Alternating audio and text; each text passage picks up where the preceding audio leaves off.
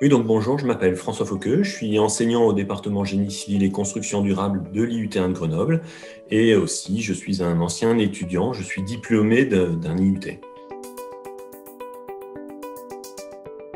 Donc le département génie civil et construction durable accueille naturellement une formation DUT actuellement, mais but bientôt.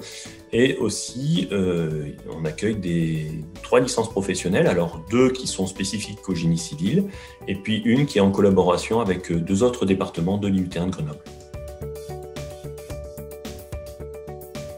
Alors, le but est une formation qui se déroule sur 3 années.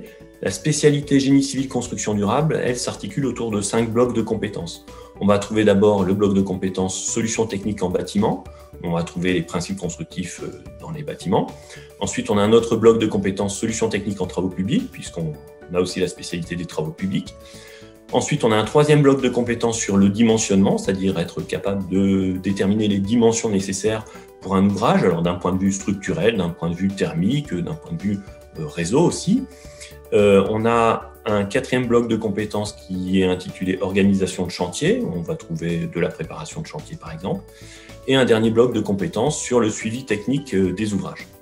Alors dès la deuxième année, les étudiants vont pouvoir choisir entre plusieurs parcours, dont bâtiment, travaux de bâtiment et travaux publics. Et par contre, la première année est commune à tous les parcours. C'est assez intéressant pour que les étudiants puissent mûrir leur projet professionnel et découvrent un petit peu mieux les métiers du bâtiment et des travaux publics.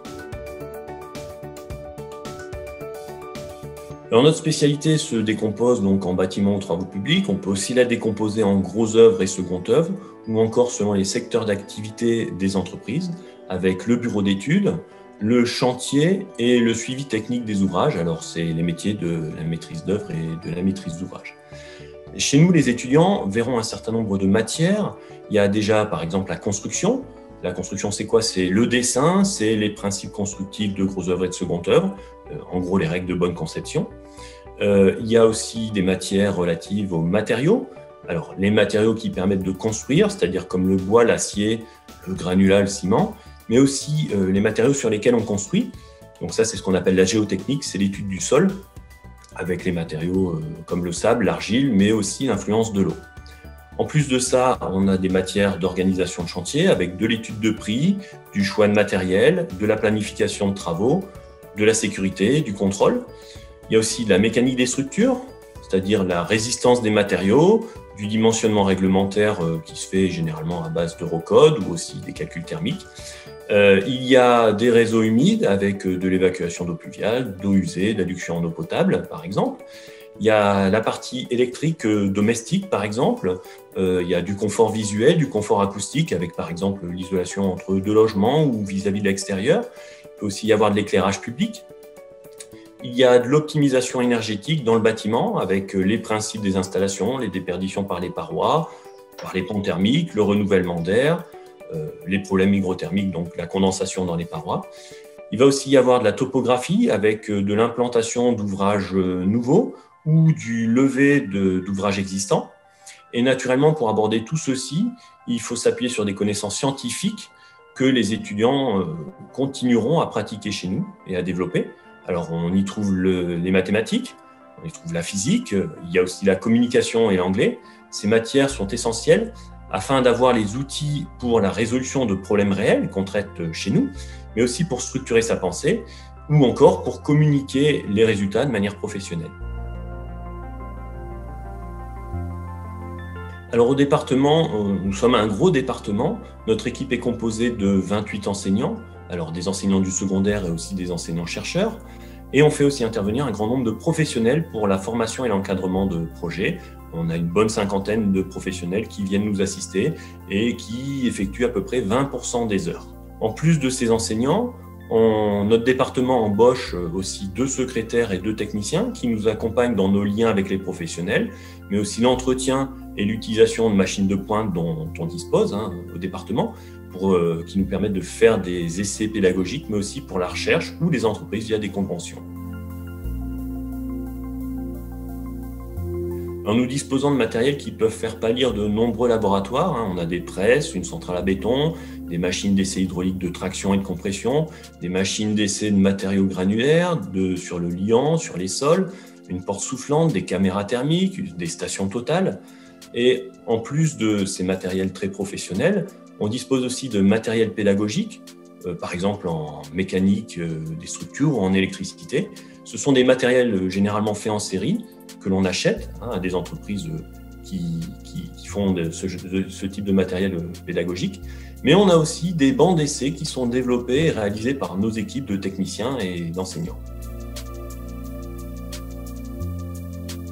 Alors, chaque année, nous recrutons environ 150 étudiants de première année, mais aussi près de 80 étudiants dans nos différentes licences professionnelles, actuellement, du moins, où nous sommes spécialisés dans la conduite de travaux en bâtiment, la conduite de travaux en travaux publics, mais aussi la maîtrise de l'énergie, pour laquelle on est associé avec 2 autres départements de l'IUT1 de Grenoble.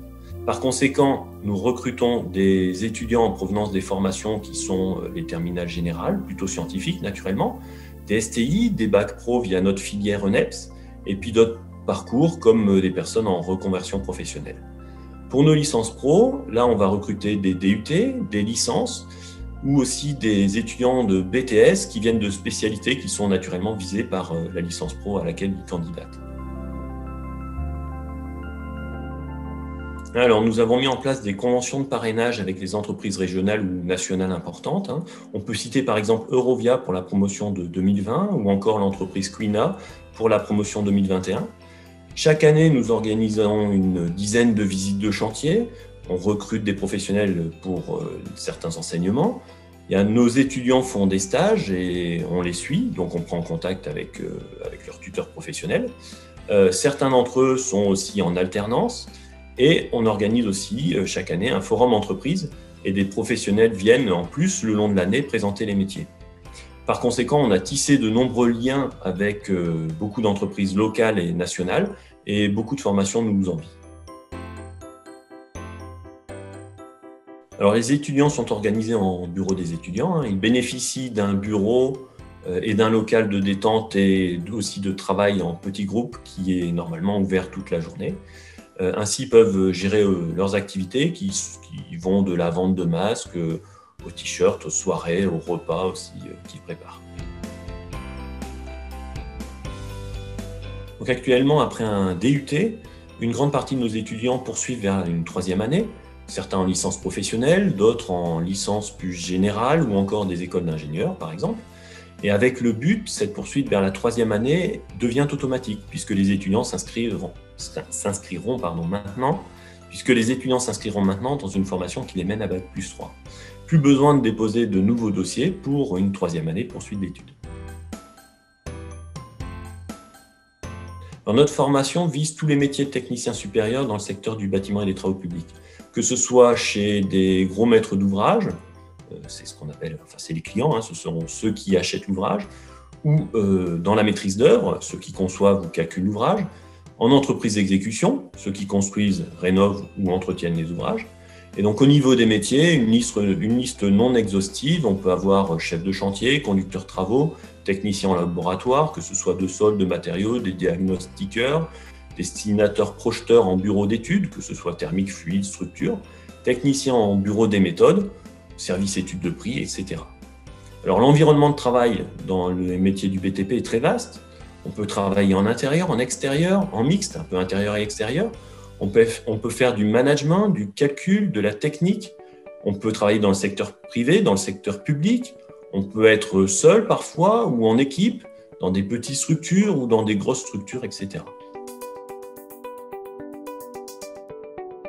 Alors, on peut parler des qualités qu'il faut avoir pour réussir son but. L'étudiant, il faut qu'il soit motivé, prêt à se donner les moyens pour réussir, c'est-à-dire être capable, par exemple, de rattraper les connaissances basiques qui devraient normalement être acquises et qui éventuellement ne le sont pas. Il faut être ponctuel, actif, ne pas ranger, par exemple, ses affaires avant la fin du cours. Il faut avoir envie de bien faire. Il ne faut pas essayer de se débarrasser du travail au plus vite. Il est préférable aussi d'être un petit peu manuel, parce que nos métiers sont quand même associés à des métiers manuels. Et donc, l'objectif du technicien, c'est d'expliquer à celui qui va réaliser comment procéder lorsque les conditions sont un petit peu compliquées.